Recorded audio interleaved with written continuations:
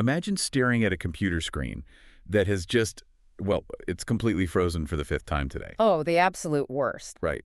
You are on a strict deadline, the clock is ticking, and the mouse pointer is literally just hovering there, completely paralyzed. Your heart rate spikes.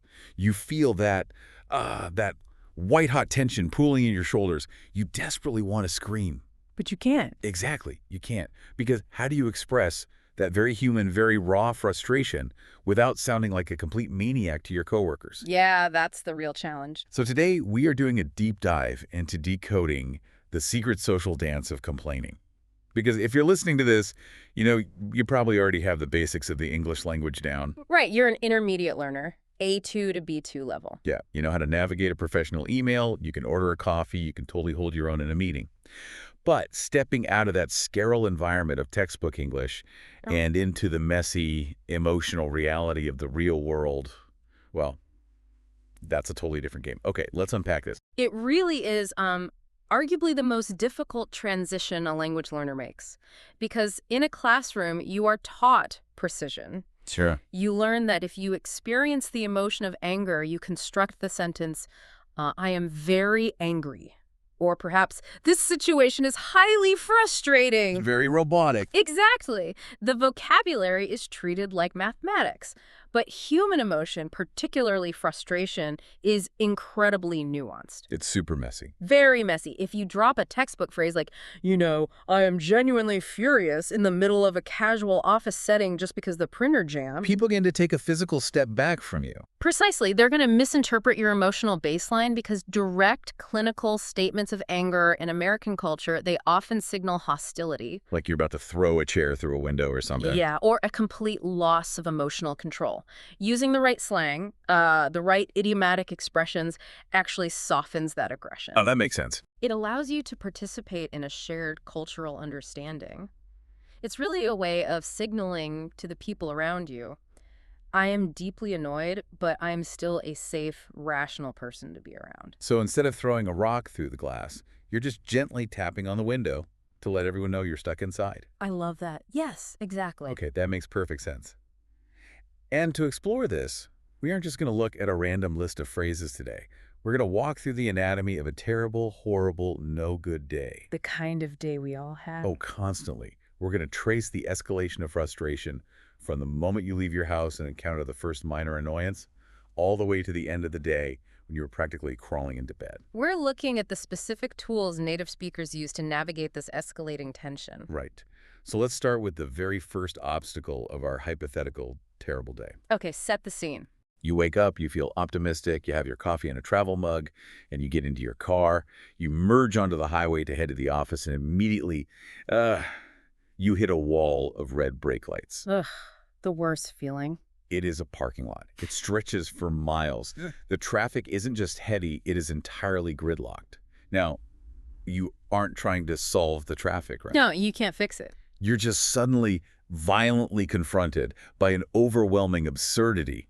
And the phrase we naturally reach for in modern American English is, I can't even, let me spell out that mental structure, I can't even. What's fascinating here is the deliberate grammatical void of that phrase. The void. Yeah, I can't even is an absolute anomaly in textbook English. It's a sentence fragment. Right, because it just stops. It completely abandons the main verb. The word even functions as an adverb here, but it's modifying, well, nothing. Nothing at all. Right. I can't even process this. I can't even deal with this. I can't even speak. The verb has just vanished. Which would usually get you a huge red mark on an English essay. Oh, definitely. But here, the absence of the word is entirely the point of the phrase, isn't it? It is. It's a brilliant example of linguistic form mirroring psychological function. Okay, explain that. Think about what happens in the brain during a moment of sudden, absurd cognitive overload. Your brain takes in the visual of the miles of traffic, it calculates the ruin of your morning schedule, and the processing power required to handle that realization. It temporarily crashes the system. Like a glitch. Exactly. You are so overwhelmed that your brain literally drops the rest of the sentence. It's exactly like a computer freezing when it has too many tabs open. That's a great way to put it. You know that feeling when you have your email running, a massive spreadsheet is calculating, a video's rendering in the background, and suddenly everything freezes? And you just stare at it. Right. The computer isn't permanently destroyed. It isn't a malicious virus. It just has too much input to process in that specific millisecond. And the error message it spits out is that spinning wheel of death. Your brain just short circuits, and the error message is, I can't even. I can't even, Yeah. is absolutely the human equivalent of the spinning wheel of death. That physical sensation of the brain stalling is just universally relatable. Yeah, we've all been there. And culturally, the phrase carries a very specific, mild intensity. Because you're dropping the verb, because you're linguistically surrendering, it is inherently non-threatening. Oh, interesting. You're not preparing to fight the traffic. You're yielding to it. You were sitting back in your seat, staring at the brake lights and admitting defeat to the universe. But wait, I have to challenge the idea that this is only used for negative frustration. Oh. Because I hear people use this when they are looking at their phones, scrolling through social media, and they see, I don't know, a video of a golden retriever puppy falling asleep in a pile of laundry. Oh, sure, sure. They will audibly gasp and say, oh my gosh, I can't even. Is that the same mechanism? It is the exact same psychological mechanism, just triggered by a positive overload. Wow. The brain can be overwhelmed by extreme cuteness or extreme joy just as easily as it can be overwhelmed by annoyance. In both cases, the emotional input exceeds the linguistic output capacity. So the sentence breaks. The sentence breaks. But focusing back on the annoyance factor, this is really a tool for building solidarity. How so? Well, if you're at a cafe and the barista accidentally knocks over a towering stack of paper cups and they all scatter across the floor during the morning rush. You wouldn't scream at the barista. Exactly. You would look at the person standing next to you in line, make eye contact, and say, I can't even. You're inviting them to witness the absurdity with you. You are. Tells the other person, do you see this ridiculous situation? I lack the words, and I assume you lack the words too. It's a bonding mechanism wrapped in a complaint. Okay, I love that. So we survive the traffic, we endure the morning commute, and we finally make it into the office. But the day is just starting. Oh yeah, the terrible day is just beginning. We move from that passive, casual surrender of sitting in a car to a scenario where we are actively trying to exert control. Okay. Let's say you're a software developer or an accountant or anyone managing a really complex project. You've been staring at a problem for hours. Sounds painful. It is. You tried your primary strategy, you tried the backup strategy, you Googled solutions, you consulted the manual, and absolutely nothing is working. A total roadblock. Exactly. The mental wall you hit here requires a totally different phrase. We're moving into more complex territory with the expression, at my wit's end. Ah, yes. Here's where it gets really interesting because the intensity shifts dramatically here. Right. We're no longer dealing with a fleeting moment of disbelief like we were with the traffic. At my wit's end implies a massive, sustained expenditure of energy. Like you've been working at it for a while. It implies a journey. You don't arrive at a problem and immediately find yourself at your wit's end. Right. That would just be giving up immediately. Exactly. You have to actually travel the path first. If we look at the historical etymology, it's deeply revealing. Oh, lay it on me. So the word wit in modern times usually refers to humor-like. Someone who is witty makes clever jokes. Sure. But historically, tracing back to Old English, wit, or witan, meant mind, intelligence, or the capacity to know and understand. It was your fundamental cognitive ability. So if you are at the end of your wit, you have traveled down the entire length of your intelligence, you have exhausted every single resource your brain possesses, and you are standing at the cliff edge looking at a void. Wow. There is simply no more intelligence left to apply to the problem. That paints an incredibly vivid, almost tragic picture. I have used all my brain power and I have failed. But let me push back here for a second. Go for it. If I'm an intermediate English speaker and I'm trying to prove myself in an American corporate environment, doesn't saying I am at my wit's end make me sound incompetent? That's a good question. Like, if I tell my manager I've reached the end of my intelligence, aren't I just admitting that I'm not smart enough to do the job? Why wouldn't I just use a standard phrase like, I need help with this task? That is a crucial distinction to make regarding workplace optics. Counterintuitively, saying I am at my wit's end actually protects your professional reputation much better than simply saying I am angry or even just I need help. Wait, really? How? If you just say, I need help, the manager might wonder if you even tried to solve it yourself. Did you put in the effort, or are you just lazy? I see. But at my wit's end carries the built-in implication of extreme effort. It communicates dedication. Because it implies you've tried everything else first. Exactly. It says, I have fought this battle valiantly for 5 hours. I have utilized every tool at my disposal. It frames the problem as exceptionally difficult rather than framing you as uniquely incapable. That's super smart. It's a highly strategic, sophisticated way to signal a roadblock. It demands intervention from a superior without sacrificing your dignity. That makes total sense. hmm It's the linguistic equivalent of a general calling for reinforcements after holding the front line all day. Yes, perfect analogy. But let me ask you to clarify this nuance for the listener. Does wit's end mean I'm angry at someone else, or just completely out of ideas? Like, does the source of the frustration have to be an inanimate object, like a spreadsheet or a software bug? Yeah. What if the problem is a person? Okay, good scenario. Say I have a coworker, let's call him Dave. Dave. And Dave constantly, chronically forgets to attach the files to his emails, no matter how many times I explain the process to him. Can I be at my wit's end with Dave? You certainly can. But notice where the focus of the phrase lies. Okay. If you say, I am at my wit's end with Dave, you are not focusing on Dave's actions. You are focusing on your own depleted internal resources. Right. You're saying, I have run out of strategies for managing Dave. It is profoundly different from saying, I am furious with Dave. Because that sounds like you want to fight Dave. Exactly. I am furious is aggressive. It invites conflict. I am at my wit's end is an admission of internal exhaustion. It's a plea for a new strategy, perhaps from a manager, rather than a declaration of war against your coworker. It de-escalates the conflict by making it about your fatigue rather than their incompetence. That is a brilliant, subtle maneuver. It really is. Okay, so our hypothetical day continues. You survived the traffic, you finally got help with the impossible project, and you sit down at your desk to finally get some quiet, focused work done. Finally. But then the external environment turns against you. Let's say the building next door is undergoing massive renovations. Jackhammers. Oh, yeah. Or maybe your coworker in the cubicle next to you starts clicking their pen. Click, click, click. And they don't stop. They do it for an hour. That is infuriating. It really is.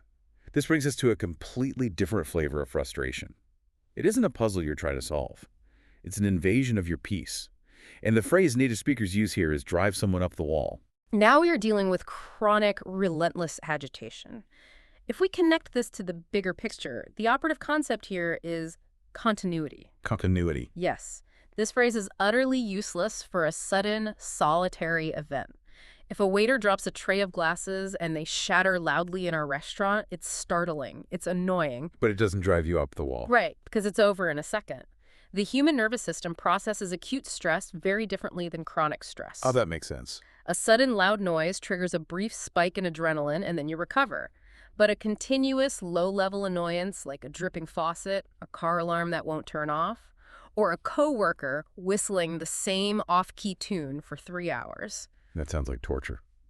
It denies your nervous system the ability to recover. That repetition is the core engine of this phrase. I am visualizing the physics of the metaphor right now, and it's incredibly literal. Yes, tell me what you see. Imagine an animal, maybe a cat, trapped in a room with a vacuum cleaner.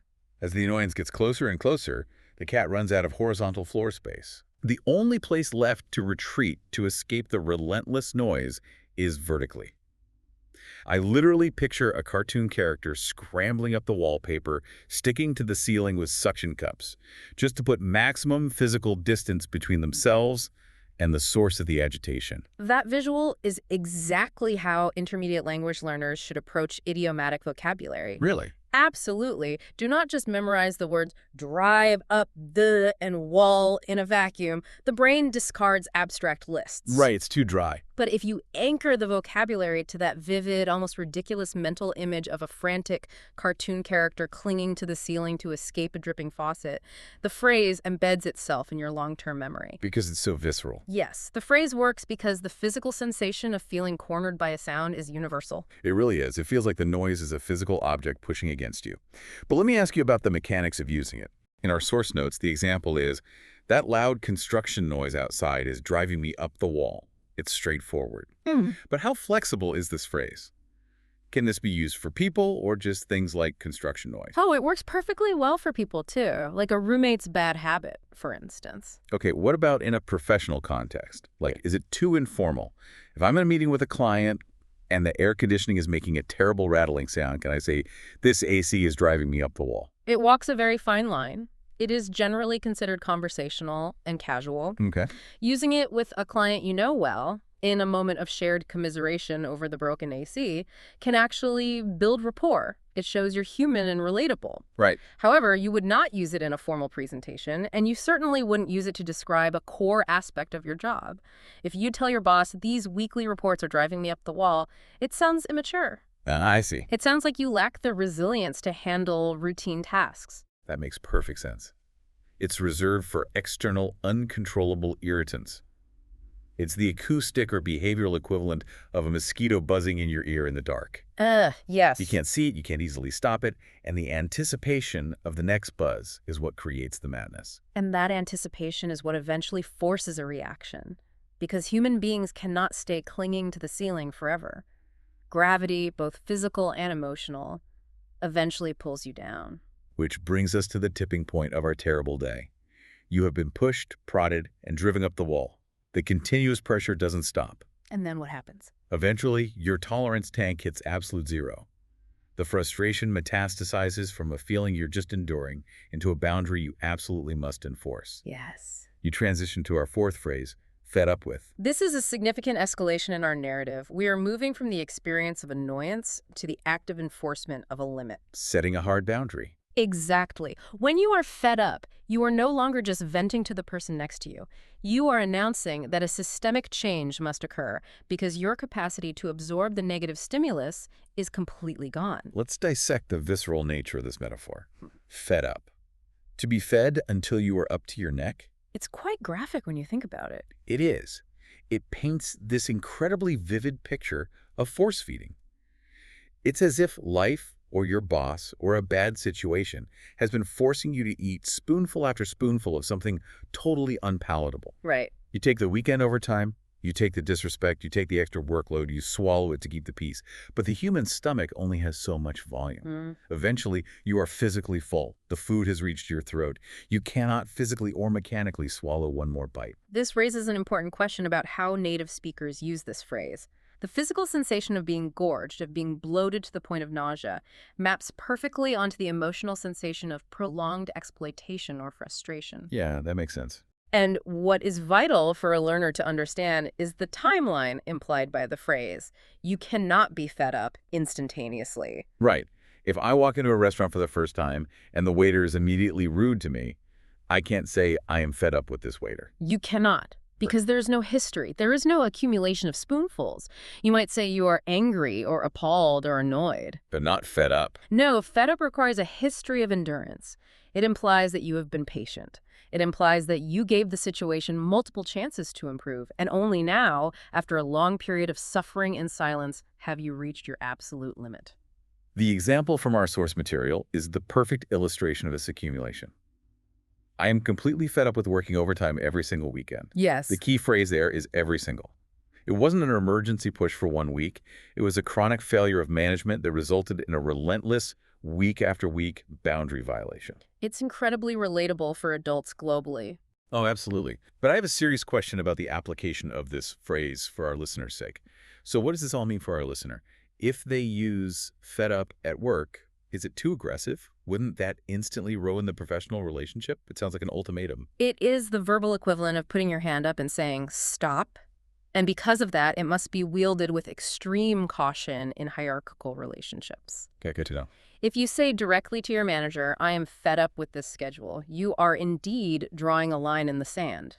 You are signaling that if the situation does not change, there will be consequences.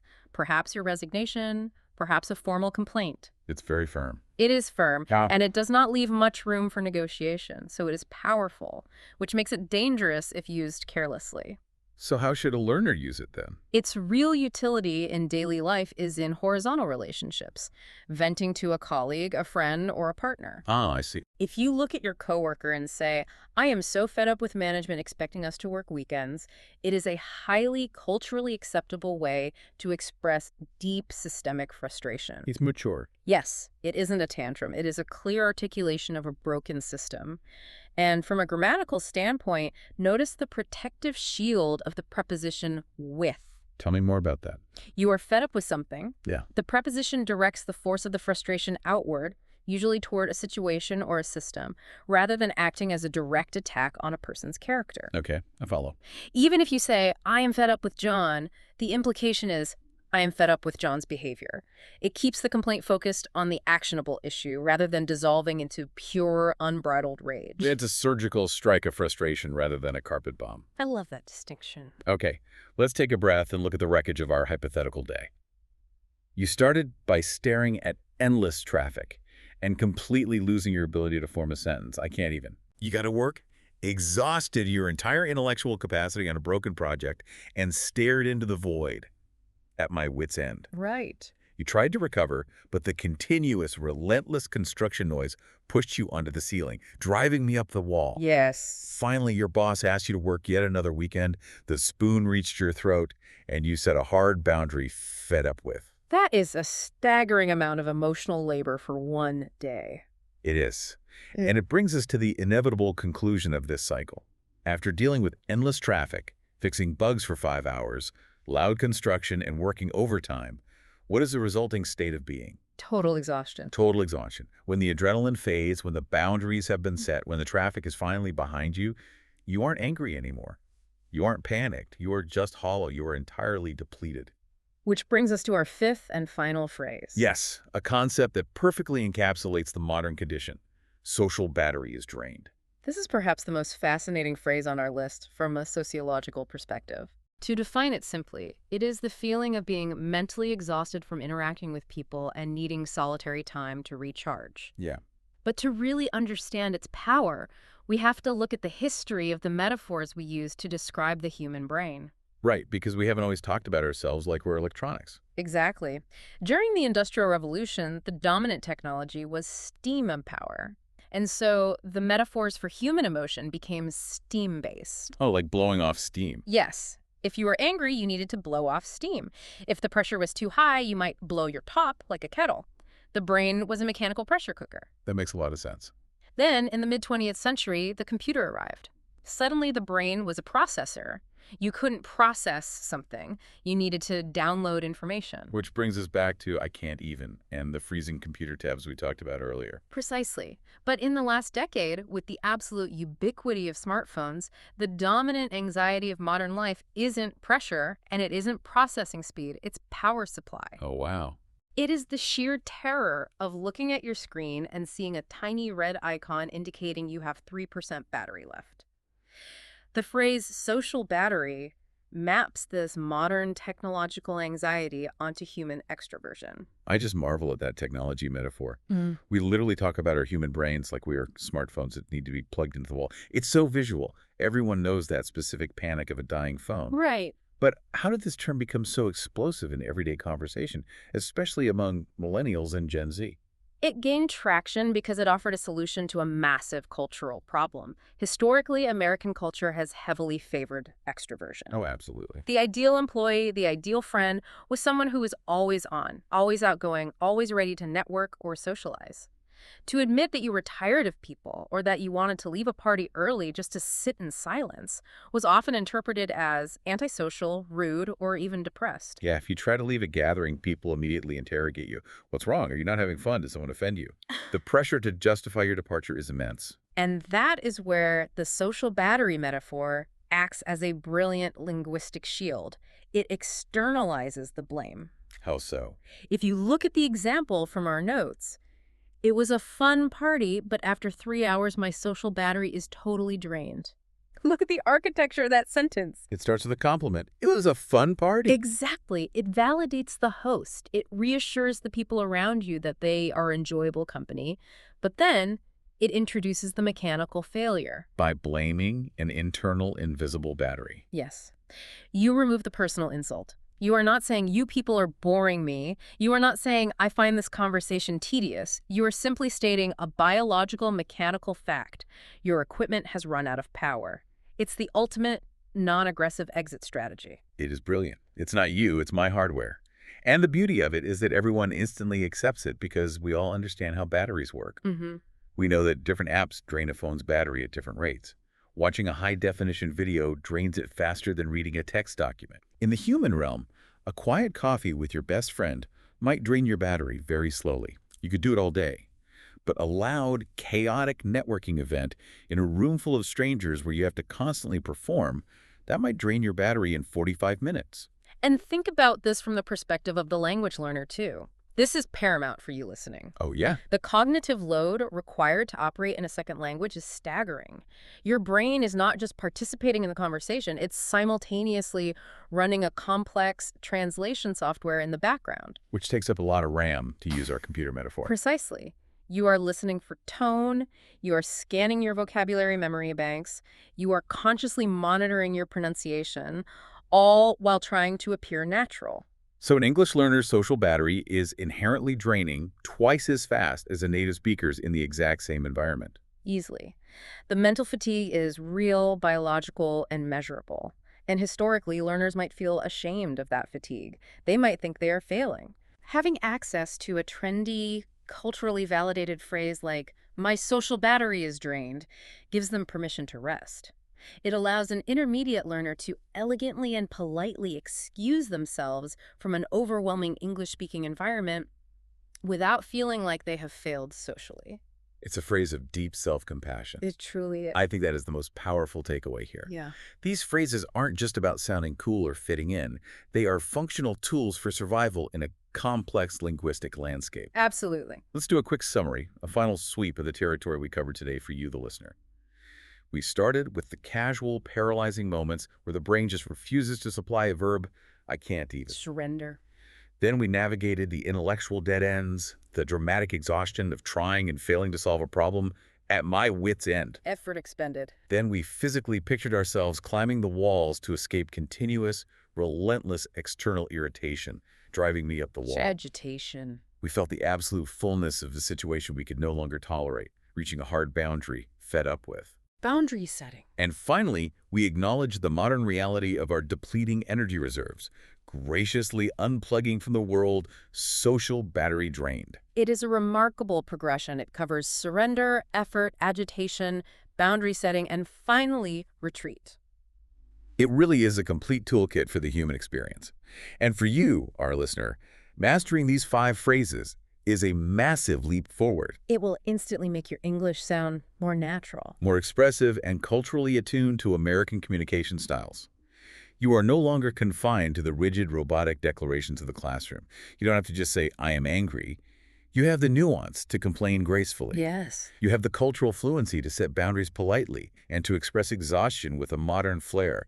You have the tools to complain gracefully. I love that. And as we conclude this deep dive, I want to leave you with a final provocative conceptual thread to mull over on your own. Ooh, lay it on us. Notice how almost all of these phrases rely on intense physical metaphors. We're describing something entirely invisible. Frustration is just a chemical reaction in the brain. Right. Yet to explain it, we evoke the physics of being pushed up a wall, the digestive sensation of eating until we are fed up, the draining of electrical batteries, or reaching a physical end of an intellectual road. It's all so physical. Think deeply about your own native language. Do you rely on physical metaphors to describe the invisible emotion of frustration? How does the specific imagery your culture uses actually shape the way you process stress? Wow. If you picture yourself as a draining battery, does that imagery make you kinder to yourself, more forgiving of your need to rest, than if you simply thought of yourself as lazy? The language we use does not merely describe our reality, it actively constructs it. That is a profound perspective to carry with you. The words you choose actually change the shape of the frustration itself. Keep that in mind the next time you find yourself staring at endless red taillights on the highway. Very true. Thank you so much for joining us on this deep dive into the messy, beautiful reality of English. We encourage you to take these phrases out into the real world, test them in your conversations, and remember, if the complexities of English grammar ever drive you up the wall, it is perfectly acceptable to just lean back, sigh, and say, I can't even. Catch you next time.